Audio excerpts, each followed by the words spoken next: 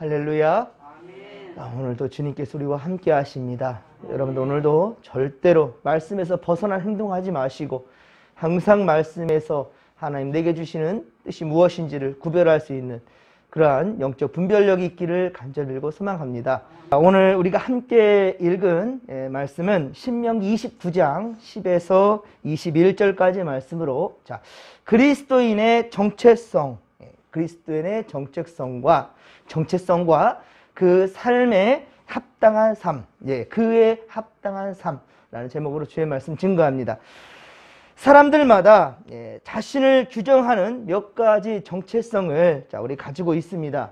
그런데 그 정체성이 중요한 이유는 무엇인가? 바로 그것이 삶의 태도와 내용을 그렇게 결정짓기 때문입니다.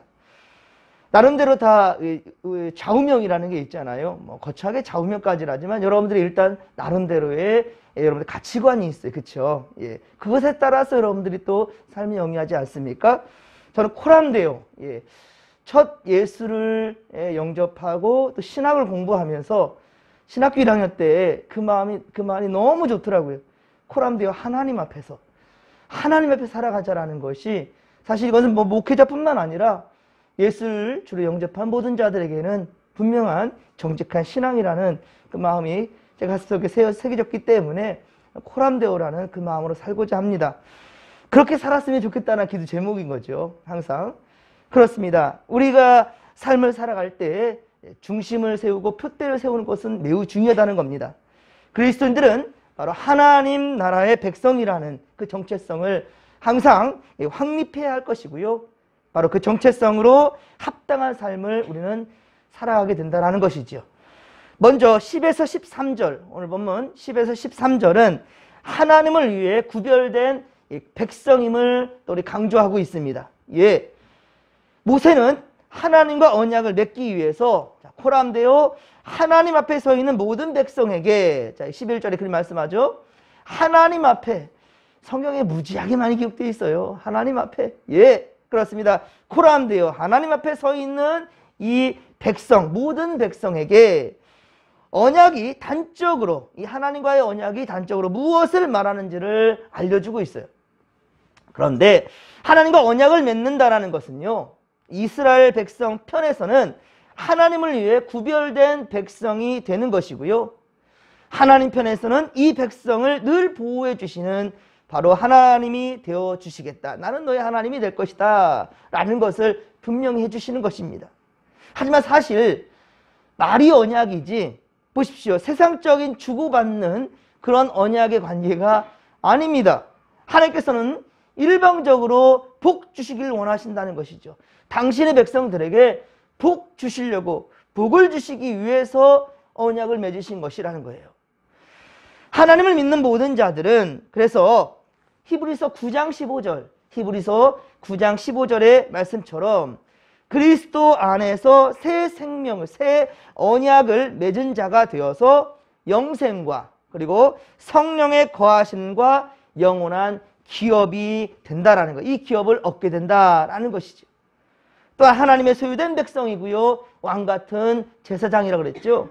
그리고 하나님의 뜻대로 살아가야 되는 바로 그 하나님의 백성이라는 그 정체성, 확실한 이 정체성을 얻으며 동시에 생명의 복음을 전해야 하는 우리는 사명을 갖게 된다라는 것입니다. 그렇습니다. 이 시대에 우리도 예수 안에서 영원한 새 언약을 하나님과 체결하였으므로 바로 예수 그리스도로 말미암아 이제 새로운 언약을 체결한 사람이 되었다는 거예요. 그래서 하나님이 영원토록 우리를 돌보시고 영원한 기업을 주실 것임을 우리는 확신해야 된다라는 것이죠. 동시에 생명의 복음을 땅끝까지 전해야 되는, 그렇습니다, 하나님의 거룩한 백성으로서의 사명 또한 역시 온전히 감당해야 우리는 진짜 예수 믿는 그리스도인이 된다라는 것입니다. 14에서 17절은 신앙교육에 대한 말씀입니다. 다음 세대를 향한 신앙교육에 대한 중요성이에요. 모세는 하나님과 백성이 그 맺는 언약은 현재의 세대뿐만 아니라 지금의 세대뿐만 아니라 앞으로 태어날 미래의 모든 세대까지 다 포함하고 있다는 것이에요. 하나님과 언약이 본인뿐만 아니라 그렇습니다. 미래의 모든 후손까지 포함하여서 맺는 것임을 그렇게 보여주고 있는 것. 그렇습니다. 이것이 바로 이 시대 또한 역시 이 모세 시대 때 강조했던 것이 바로 할례 언약이에요. 할례. 갓 태어난 남자, 그래서 아기에게는요 바로 할례를 그렇게 행하여서 하나님의 언약 백성으로 삼았던 것은 하나님 백성의 모든 후손이 하나님의 거룩한 백성임을 그렇게 전제하고 있었다는 것이죠. 지금은 마태복음 28장입니다. 마태복음 28장 19절 20절 19절 20절에서 주신 주님의 분명한 말씀처럼 우리는 이번 부활절에도 뭐 했죠? 세례식을 베풀었습니다. 이 코로나 사태에도 우리가 세례를 베풀어서 지난해 하지 못했던 것들의 안타까움으로, 그리고 또 하나님을 사모하는 그들의 분명한 신앙 고백이 있기에 하나님 앞에서 저들의 분명한 신앙 고백을 받고 그렇게 세례를 베풀었습니다. 우리는 가서 모든 민족으로 제자를 삼으라고 그랬죠. 아버지와 아들과 성령의 이름으로 세례를 주라. 하나님 주님의 명령입니다. 그리고 주께서 분부한 모든 것을 가르쳐 지키게 하라. 땅끝까지 너희와 함께 하실 것이라. 그래서 영원한 하나님의 백성임을, 할렐루야, 하나님의 자손임을 우리가 분명하고 확신하게 하는 것이 바로 세례라는 거예요.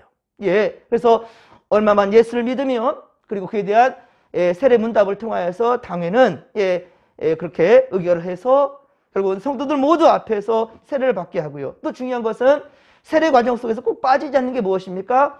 성도들에게 이 세례받는 자들이 계속 영적으로 자랄 수 있도록 어때요? 그렇게 다짐을 하게 하죠. 그래서 모든 성도들이 같은 마음으로 돼서 그 순간에 우리는 그래서 어떻게 됩니까? 믿음의 한 가족이 되는 거예요. 함께 보살피고 보살핌을 받고, 그리고 보살핌 받는 그 사랑으로 또 다른 생명들을 또 잉태하게 하고, 이것이 바로 세례의 오묘한 비밀이고요, 하나님의 은혜라는 거예요. 그렇습니다. 그렇기 때문에 우리는 자녀들을 비롯한 다음 세대까지 계속해서 이 바로 세례는 이어져 가야 된다는 것이죠. 믿음의 신앙 유산을 물려준 일이 매우 중요하다라는 것을 깨닫고 이 일에 우리는 힘써야 된다는 것입니다. 그렇습니다. 하나님은 우리만 당신의 백성으로 부르지 않았다라는 거예요. 우리의 자녀와 후손까지도 언약의 백성으로 부르셔서 복음을 전할 자로 쓰시고자 했다라는 거예요. 그러면 사도 바울 보십시오. 혈육 관계만이 중요한 게 아니라는 거예요. 사도 바울은 결혼하지 않았어요. 자식이 없어요. 하지만 그 죽음의 그 순간까지도 다음 세대들을 위하여서, 세워진 교회들을 위하여서 건강하게 자랄 수 있도록 그렇게 마지막까지 사명을 불태운 것이 사도 바울이에요. 이 시대 우리 교회와 성도들이 감당해야 될, 할렐루야, 사명인 것이지요. 그래서 하나님의 백성으로, 우리의 자녀와 그 후손까지도 계속해서 하나님의 백성으로 부르셔서 그렇게 복음을 위해 쓰임받게 해야 된다는 것이죠. 이 진리를 바로 깨닫고 우리는 자녀들의 신앙이 또 잘 성장하여서 장차 언약의 백성으로 쓰임받을 수 있도록 관심을 갖고 힘써야 된다는 것이죠. 오늘 보면 18에서 21절은 죄에 대한 경계의 말씀입니다. 자, 모세는 백성이 앞으로 죄의 유혹에 노출되어 있으므로, 지금 우리 살아가는 사람들, 우리 세상도 그렇지 않습니까? 공중 잡은 권세자라고 그랬죠. 에베소 2장의 2절을 보면 공중 잡은 권세자들, 이 악한 마귀들이 우리를 가버려내지 않는다는 거예요. 우는 사자처럼 덤벼든다는 거예요. 언제든지 빈틈을 노린다는 것이죠. 그래서 우리 수요일 때 보고 있는 지금 다윗, 그가 무너지는 모습들, 왜 무너지는가? 아니, 절대로 무너질 것 같지 않았던 다윗인데도 그 빈틈을 어김없이 악한 영들은 공격해 온다는 거예요. 그리고 와르르 무너지는 그것을 보게 되지 않습니까? 여러분들, 오늘도 우리가 살아가는 순간 가운데 영적으로 깨어 있으셔서, 할렐루야, 항상 주님과 교통하시고, 과연 하나님께서 내게 원하는 바가 무엇인가? 주님이라면 어떻게 하실 것인가? 주님이라면 어떻게 하실까? 여러분, 그리고 주님의 영적인 간섭함에 여러분들을 온전히 맡겨드리기를 간절히 빌고 소망합니다. 아직까지 여러분들 마음 가운데 있는 쓴뿌리가 있다 한다면 돌멩이가 있다 한다면 그 돌을 치워낼 수 있는 그러한 겸손함이 우리 가운데 있기를 간절히 빌고 소망합니다. 그래서 옥토밭으로 만드십시오. 오직 말씀이 떨어져서 30배, 60배, 100배의 수확을 거둘 수 있도록 여러분들 하나님께 온전히 내어 맡겨드릴 수 있는 믿음의 거석들 되기를 주님 간절히 축원합니다. 자, 18에서 또 19절에 보면 남자나 여자나 그래서 가족이나 집하나 오늘 그 마음이 우리 하나님 여호와를 떠나서 그 모든 민족의 신들에게 가서 섬길까 염려한다. 그래서 독초와 쑥의 뿌리가 생겨서 저주의 말을 들었음에도 불구하고 너희들이 우상을 숭배하면 안 된다라는 목석과 은과 은금과 우상에 그렇게 숭배하는 것들, 절대로 그런 자들은 하나님 가만히 있지 않겠다라고 징벌하겠다, 저주하겠다는 말씀을 들었는데도 불구하고 어때요? 개의치 않아요. 그럼 그렇지 뭐 라고 생각하는 사람들이 있어요. 엉터리라는 거죠. 큰일 날 문제라는 것이죠. 아직 닥치지 않았기 때문에 두려움이 없어요. 그러나 분명히 그날은 도적같이 임할 것입니다. 스스로에게는 아무런 일도 일어나지 않을 것이라고, 내게는 평안만 있을 것이라. 그렇죠? 19절 하반절 보면 내게는 평안이 있으리라. 이렇게 장담하는, 호언장담하는 사람들 안 된다는 것이죠. 그러나 모세는 어떻습니까? 그러니까 백성이 악한 마음과 교만한 마음을 가져서 하나님의 저주를 받아서는 안 된다라고 경고하고 있는 거예요.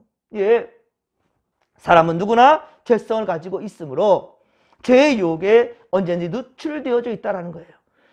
그러므로 히브리서 12장 15절, 히브리서 12장 15절에 증거하고 있듯이 우리는 죄의 쓴 뿌리를 뽑아내어서 마음속에 자라지 못하도록 저들에게 빈틈을 주어서는 안 된다는 거예요. 비가 오고 난 다음에 상당히 그런 모습들을 보게 되는데, 풀이 연하게 자랄 때는 긁어버리면 금방 끝나버려요. 하지만 놔두면 그것이 나무들로 자라버리거든요. 그걸 뽑아낼 때면, 그 풀을 뽑을 때는 상당히 힘을 많이 들여야 되는데, 그러니 작은 유혹들과 악의 생각들 그 가운데에서 우리가 공격받는 것을 스스로 알 때 그것을 쉽게 저버리면 안 된다는 거예요.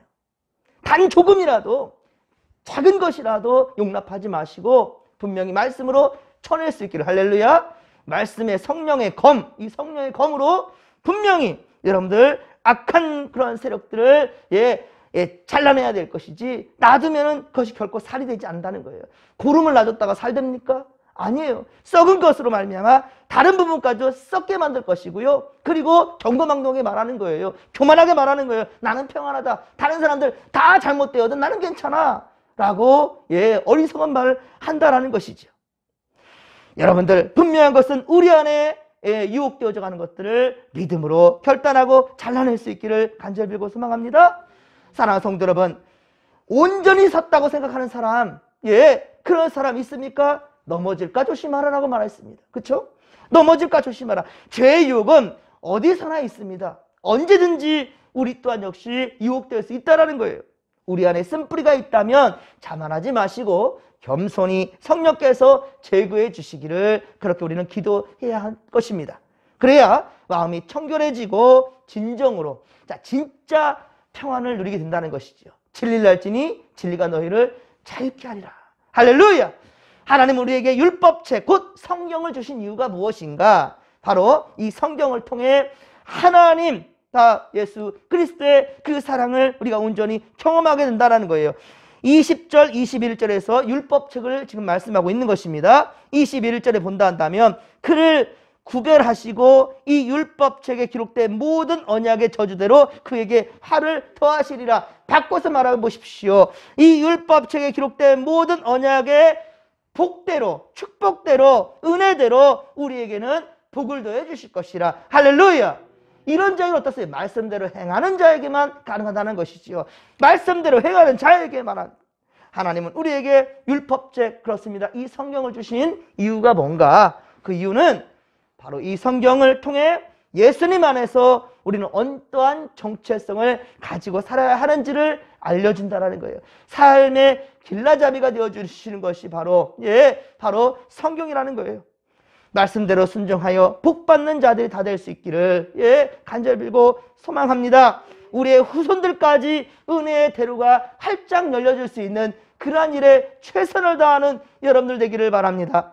그리고 우리는 땅끝까지 복음을 전하는 그런 왕같은 제사장들 항상 확신하시고 나뿐만 아니라 미래의 자녀들도 미래의 우리 진목교회가 더욱더 굳건히 세워져 갈 수 있도록 여러분들 남은 인생의 열정을 우리 복음을 위해서 불태우시고 진목교회 미래를 위해서 여러분들 기도하시면서 후손들 이 자손들을 믿음으로 붙들어 줄 수 있기를 간절히 빌고 소망합니다. 그렇습니다.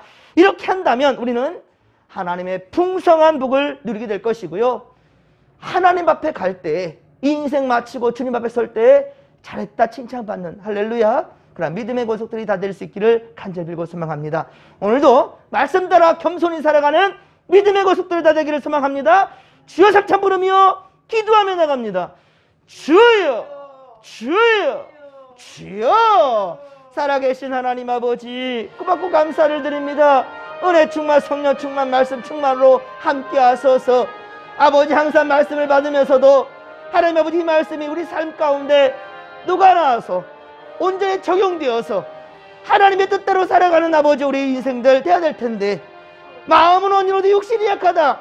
아버지 오히려 이 말에 아버지 우리가 변명을 하며 하나님 아버지 타협을 하며 세상과 함께 하려는 세상의 아버지 악한 것을 그대로 아버지여 주님 무방비 상태의 아버지 받아들이는 아버지 그러한 자들 아닙니까? 주여 어리석은 우리 되지 않도록 도와주시옵기를 원합니다.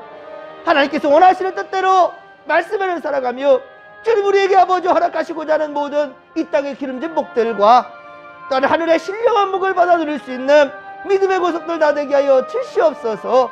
오늘도 살아가는 모든 순간과 모든 환경 속에 오직 아버지 코람되어 하나님 앞에 있음을 아버지 잊지 않게 하시고 정직한 믿음으로 이 하루를 살아낼 수 있도록 도와주시옵소서.